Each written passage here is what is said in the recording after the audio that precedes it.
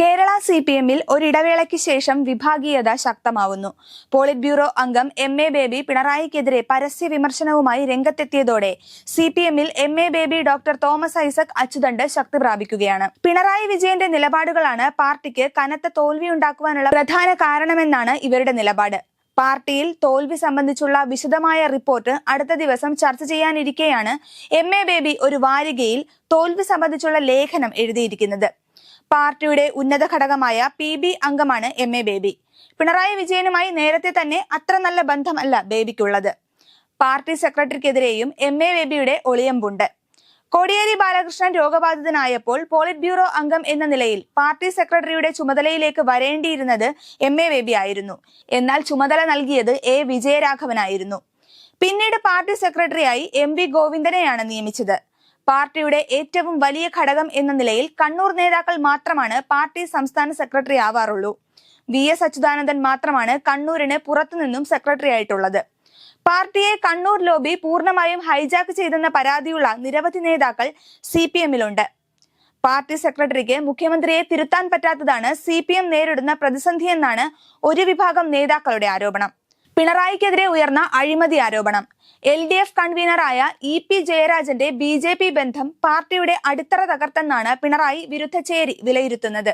Parliament തിരഞ്ഞെടുപ്പിലുണ്ടായ കനത്ത തിരിച്ചടിയോടെ CPM-ൽ പിണറായി വിരുദ്ധ ചേരി ശക്തിപ്പെട്ടിരിക്കുകയാണ്.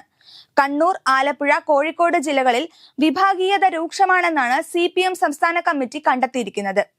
പോളിറ്റ് ബ്യൂറോ മെമ്പറും മുൻ വിദ്യാഭ്യാസ മന്ത്രിയുമായ MA ബേബിയും ഡോക്ടർ തോമസ് ഐസക്കും കണ്ണൂർ ലോബിക്കെതിരെ പാർട്ടിയിൽ തിരുത്തൽ ശക്തിയായി മാറിയതോടെ നേരത്തെ പിണറായി പക്ഷക്കാരായിരുന്നവരിൽ ചില നേതാക്കൾ പിണറായി ശൈലി മാറ്റണമെന്ന നിലപാട് പരസ്യമായി സ്വീകരിക്കാൻ തുടങ്ങിയിരിക്കുകയാണ്. പിണറായി സ്റ്റൈലിനെതിരെ CPM-ൽ ആദ്യം പ്രതികരണവുമായി രംഗത്തെത്തിയിരുന്നത് മുൻ ധനമന്ത്രി ഡോക്ടർ തോമസ് ഐസക് ആയിരുന്നു. ജനങ്ങളുടെ പാർട്ടിയായിരുന്ന CPM നേതാക്കളുടെ പാർട്ടിയായി മാറിയെന്നും അഴിമതി ആരോപണങ്ങളിൽ വ്യക്തതയുണ്ടാക്കാൻ പറ്റാതെ പോയതാണ് തിരിച്ചടിക്ക് പ്രധാന കാരണമായെന്നും ഐസക് ഒരു അഭിമുഖത്തിൽ വ്യക്തമാക്കിയിരുന്നു.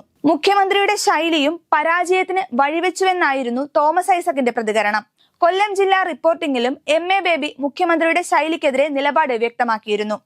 ലോക്സഭാ തിരഞ്ഞെടുപ്പിൽ ഇടതുപക്ഷത്തിനുണ്ടായത് അതീവ ഗുരുതരമായ തിരിച്ചടിയാണെന്നും ഇപ്പോഴത്തെ അവസ്ഥ നിരാശ പടർത്തുന്നതെന്നും തുറന്നു പറഞ്ഞ് പോളിറ്റ് ബ്യൂറോ അംഗം MA ബേബി. വാക്കും പ്രവൃത്തിയും ജീവിതശൈലിയും പ്രശ്നമായിട്ടുണ്ടെങ്കിൽ അത് പരിശോധിക്കപ്പെടണം. ഉൾപാർട്ടി വിമർശനങ്ങൾ ഉൾക്കൊണ്ട് നിർവ്യാജമായ തിരുത്തലാണ് വേണ്ടതെന്നും ബേബി പച്ചക്കുതിരയിൽ എഴുതിയ ലേഖനത്തിൽ തുറന്നു പറയുന്നു. ലോക്സഭാ തിരഞ്ഞെടുപ്പിലെ കനത്ത തോൽവിക്ക് ശേഷം തെറ്റുതിരുത്തൽ നടപടികളെ കുറിച്ചുള്ള ചർച്ചകൾ പാർട്ടിക്കകത്ത് ശക്തമായിരിക്കെയാണ് തുറന്ന വിമർശനവുമായി മുതിർന്ന നേതാക്കൾ കൂട്ടത്തോടെ എത്തുന്നത്.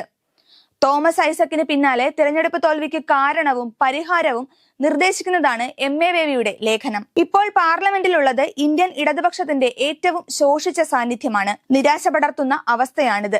ഇടതു സ്വാധീനത്തിൽ നിന്ന് പോലും വോട്ടുകൾ BJP-യിലേക്ക് ചോരുന്ന അവസ്ഥ ഉത്കണ്ഠ ഉണ്ടാക്കുന്നതാണ്. അതീവ ഗൗരവത്തോടെ ഇടപെടേണ്ട അവസ്ഥയാണിത്. പാർട്ടിയുടെ ബഹുജന സ്വാധീനത്തിൽ ചോർച്ചയും ഇടിവും സംഭവിച്ചു. ഇതിന് വാക്കും പ്രവൃത്തിയും ജീവിതശൈലിയും പ്രശ്നമായിട്ടുണ്ടോ എന്ന് പരിശോധിക്കപ്പെടണം. ഉൾപാർട്ടി വിമർശനങ്ങൾക്ക് ഇടമുണ്ടാകണം. വിമർശനങ്ങൾ ഉൾക്കൊള്ളാനും തിരുത്താനും തയ്യാറാവണം. ജനങ്ങളോട് പറയുന്നത് പോലെ ജനങ്ങൾ പറയുന്നത് കേൾക്കുകയും വേണം. അല്ലെങ്കിൽ ദുരവസ്ഥയ്ക്ക് പരിഹാരം കാണാനാകില്ലെന്നാണ് MA ബേബി ഓർമ്മിപ്പിക്കുന്നത്. ആവശ്യമായ തിരുത്തലുകൾ ക്ഷമാപൂർവ്വം കൈക്കൊള്ളണമെന്നു കൂടി പറയുന്നതാണ് ലേഖനത്തിന്റെ ഉള്ളടക്കം. തിരഞ്ഞെടുപ്പ് തോൽവി വിലയിരുത്തുന്ന വിശദമായ അവലോകനങ്ങൾക്ക് ശേഷം 19, 21, 22 തീയതികളിൽ നടക്കുന്ന CPM-ന്റെ സംസ്ഥാന നേതൃയോഗം തെറ്റുതിരുത്തൽ നടപടികൾക്കുള്ള മാർഗരേഖ തയ്യാറാക്കാനിരിക്കുകയാണ്.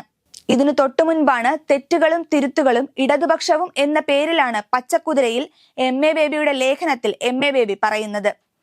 MA ബേബിയുടെ ലേഖനത്തെക്കുറിച്ച് CPM സംസ്ഥാന സെക്രട്ടറിയോ മുഖ്യമന്ത്രി പിണറായി വിജയനോ പ്രതികരിച്ചിട്ടില്ല. ഈ വിവാദത്തിന് തൊട്ടു പിന്നാലെ ആലപ്പുഴയിലെ വിഭാഗീയതയെക്കുറിച്ചായിരുന്നു MV ഗോവിന്ദന്റെ പ്രതികരണം. ഇതിനു പിന്നാലെയാണ് ആലപ്പുഴയിലെ പാർട്ടിയിൽ ചില കളകൾ ഉണ്ടെന്നും ആ കള മാറ്റുമെന്നും CPM സംസ്ഥാന സെക്രട്ടറിയുടെ മുന്നറിയിപ്പ് വന്നിരിക്കുന്നത്. ആലപ്പുഴ ജില്ലാ കമ്മിറ്റിയിൽ റിപ്പോർട്ടിങ്ങിനിടെയാണ് MV ഗോവിന്ദന്റെ മുന്നറിയിപ്പ്.